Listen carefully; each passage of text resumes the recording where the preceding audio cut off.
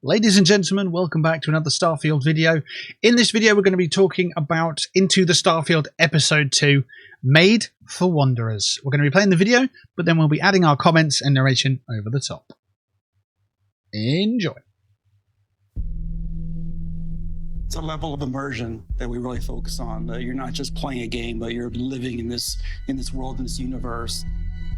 It's a giant open world for the player to do what they want. You feel like you've had an impact in the world. You really feel like you're there. There's certain, types of entertainment where you're just experiencing it. You're taking in what the creator wants you to see, and they draw that dotted line between this happens, go here, do this. The more that we can put you in the situation where you're going to decide. That's what makes video games the best form of entertainment that they are. Also, I'll go on to that and say, expand onto that, I suppose. In film and television and media like that, that's the pinnacle of entertainment. Those aspects are taken away. So let me just explain what I mean there. You're not always hand-fed every piece of information throughout the show. If you're watching a television show, Quentin Tarantino does it a lot. One of the iconic moments is the gold in the box in Pulp Fiction. You never really know what's in there. It's up to you to make up your own mind and fill in the gaps. I think with RPGs, that's super critical. If your main character, if your protagonist has a voice, then that takes away your delivery of the words that are being spoken in dialogue, and so on. And Baldur's Gate is a real good. It's a good way of sort of showcasing how to do that properly. And it's been a little bit hit and miss in the past with Fallout. Because Fallout 4 was a voice protagonist. I personally liked it. A lot of people didn't because they felt that the delivery of said lines of dialogue took away from the roleplay enjoyment or the roleplay experience. So being able to really sort of dive into the game and be the character or be the protagonist yourself and set it in a way that you want it to be, I think is so important. And that sort of it's strange because game developers can take out parts of the game in that instance to add depth brought in from the player. And that's something that you do get in other experiences and other media like television, like I mentioned. But you can do it so much more in video games because the plot is what you follow along loosely, but the character is who you create it to be. Rather than, if you watch a television show and they were like, okay, well, here's Breaking Bad, but there's no character playing Walter White. You have to do that yourself. If it was a TV show, it wouldn't work because it'd be like, well, there's just no character in this scene. So it's that interactability, if that is even a word, that makes video games sort of the best form of interactive media. Absolutely. Maybe the best form of media. Who knows? Replay value. Absolutely. So, yeah. Anyway, I'll let them get on with it. In the situation where you're going to decide. That's what makes video games the best form of entertainment that they are. Just saying, I haven't watched this already. I haven't watched it. This is the first time I've watched it. So, if he says anything that I've just said, then, hey, great minds. We don't just make RPGs, we make simulations, and that leads to a lot of just crazy stuff that can happen and things you don't expect. Yeah, we always have those big fights, what if combat breaks out right now, right? You have to handle that, right? Because it could. You can't control it. The only thing you control is that the game has to account for it somehow. We embrace the chaos, let it play out, and usually it's pretty fun. A lot of us have been doing this for a long time together, and it's nice with Starfield to go back to some things we didn't do, the backgrounds, the traits, the defining your character, all of those stats. And I think there's so many games now that do those things that people are ready for something that does a lot of the things that, older hardcore RPGs, some that we used to do, doing those again in a new way. That's a great point. Bethesda have not been in a position where they can write the lore from scratch, And I mean, with Fallout, yes, there's lore, and with Elder Scrolls, yes, there's lore again, but this lore dates 20 years ago, So they're in a position now to write lore that they, when they are not with the company, if Starfield develops into a franchise like Fallout and the Elder Scrolls has, they may not be with the company when this lore develops. So in 20, 30 years time or whatever, when people have retired from Bethesda, like that lore will go down in folklore history, which is quite crazy. Also, I'd like to know, they mentioned a moment ago about chaos could just turn up on your doorstep kind of thing in the game.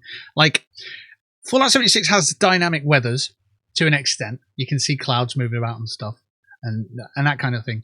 What I'd like to know is, does Starfield have dynamic weather, and does it include space impacts? You know, like meteors and stuff. Can you get meteor showers? Will they encroach on your not maybe your base, but your current campaign quest? Will that impact, you know, combat and stuff like that? How frequently will it happen? If it's rare, you know, is there an actual cycle of this? You know, like certain suns and, you know, yearly schemes. What am I talking about? So on Earth, obviously, you go around the sun and it takes about a year. Well, that's, you know, not just a coincidence, but like, are there functioning solar systems? Is, I guess, what I'm trying to say. Are planets spinning on axes, and are they actually orbiting, or are they static in the game world? That would be interesting to learn more about. But they say the game's based in science, so I think it may be that there are solar systems that actually function, but we'll have to wait and see, I suppose. We've always allowed the player to, you know, to create really interesting, unique characters. This game, we've definitely severely leveled up. The tech is based on scanning of real-world models, similar to the photogrammetry we do in our landscapes. We're kind of applying the same thing to our people as well, because it's not just the appearance of your player and all that, but, you know, we want all the personal interactions of NPCs, other characters in the game, to be as impactful as possible. And for that, you have to believe these are real people. You're a real person interacting with real people.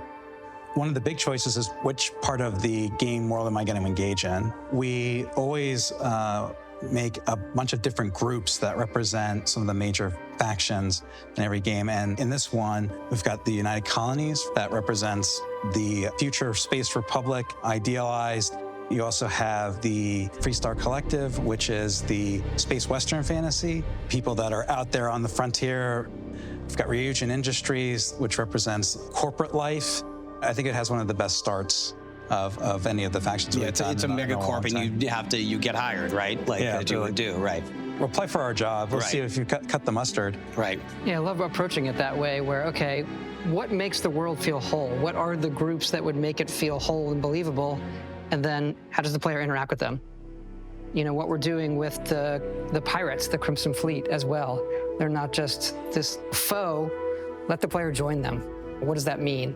The cool thing about Crimson Fleet, you know, what if you're a good person and you want to be a good player and you don't want to play as a bad guy? You can side with the pirates, or you can report back your superiors and be like basically space cop type of thing. So let you be a good person and still play with the bad guys. I think that's really cool too. It seems like no matter what story we write, the one the players tell themselves is the one that they think about and love the most, and the companions. Hello, Captain. How may I be of assistance? So something we really, you know, leaned into on this game, how those other characters felt about you. That's probably my favorite part. Like when you're exploring and then your companion makes some comment off the cuff about something that you're checking out or something that just happened. It just feels so perfect for immersion. It's so believable. You think it's a real person. So, you know, we knew we wanted to do some kind of persuasion minigame thing. Yeah, we sat down and it was funny. We didn't start with, let's do an evolution of, let's look back at the old Oblivion system, but there are a couple of beats there. You have to think about, what's my risk here, right? Which one do I want to choose? We didn't want it to be a system where there was definitely the right thing to say. It feels like you're having a conversation where you're actually trying to persuade somebody of something. So it's actually, I think it's, as far as new systems in dialogue, I think it's definitely one of the most successful ones that we've had. Yeah. I hope it's simplified enough to be able to understand what will pass a dialogue check and what won't, you know? Because sometimes it's difficult, especially like, have you ever played L.A. Noire? It's sometimes difficult to read people's faces in that and then doubt them and so on and so forth. So if you're doing a speech check and it's like, am I realistically going to pass this speech check? Is there an indication to tell me that I will or won't? Or do I have to, like, hit and hope kind of vibe? So yeah, dialogue's obviously super important in RPGs and stuff. I also want to go back to the 4 factions that they mentioned. Now, Fallout 4, if I'm not mistaken, had 4 factions as well. So I hope it's not a case of you can just dip into any of the 4 factions, do their quests, and then move on and no one has any repercussions. Because I feel that was sort of... it wasn't great with Fallout 4. Because in Fallout 4, you could obviously go for the railroad, the Minutemen, Brotherhood of Steel, the Institute, and you could basically do whatever you wanted all the way through. You know, it didn't feel like there was a cut-off point where it's like, okay, what you're going to do here is irreparable to other factions, you know? And I feel that it needs that, especially in the first single-player experience, you know? You need to have those big decisions where it's like, okay, this is pivotal to the story. If I do this task, it's going to disrupt the other factions, maybe not all of them, maybe 1 or 2 or whatever. It's got to have that sort of, that moment of no turning back without it being a blasé, hey, you know, like I don't want a heads up display saying this is the moment of no return. I want it to be a case of, I've done something, I feel guilty for doing it, I know there are going to be repercussions. What do those repercussions look like? And do you get court-martialed? And, you know, because that would be really cool, rather than just, you're now vilified in this area and everyone knows about it already, even though communication's not got through to them. You know, I don't want it like to be that basic karma system. I want it to be a case of, stop, you're in trouble. You're not like going straight to prison like they would in Skyrim or whatever. It's a case of, right, you're going to court, you have to talk your way out of it, you need to present your case, you need to explain what you've done, maybe work diplomatically and so on. I think that would be really worthwhile, and it would add to the RPG elements of the game, rather than just, we have caught you, you go to prison. Or even worse, we're just going to shoot you on sight, like the police in Grand Theft Auto, for example. You know, so I hope that develops. I don't think it will. I'm just guessing and sort of hoping here, but I think that would be a very, very big step in the right direction. I think when we knew we were making a game about space, you ask yourself certain questions, and that question is, what is out there? And so, as a game, we have romance, adventure, mystery, but I think with Starfield, there's this other layer of, you know, the cosmos and the universe and what is out there. At the end of it, we want the players to have told their own journey, but then look back at it and we're asking the big questions. Why are we all here? Where is it leading? And what's next for humanity? But surely you have to ask what's ethically correct. You know, you've got these rivaling factions with the colony and the Freestar Collective, and they're butting heads and they're at war or whatnot. But where do you draw that line, you know? From which perspective is the line central? And when do you cross it? At what point is crossing the line? I think that it's great having factions and stuff and just doing their quests and stuff, but you need to blur the lines and figure out ethics. You know? You need to ethically be able to understand where you are with your character in this situation.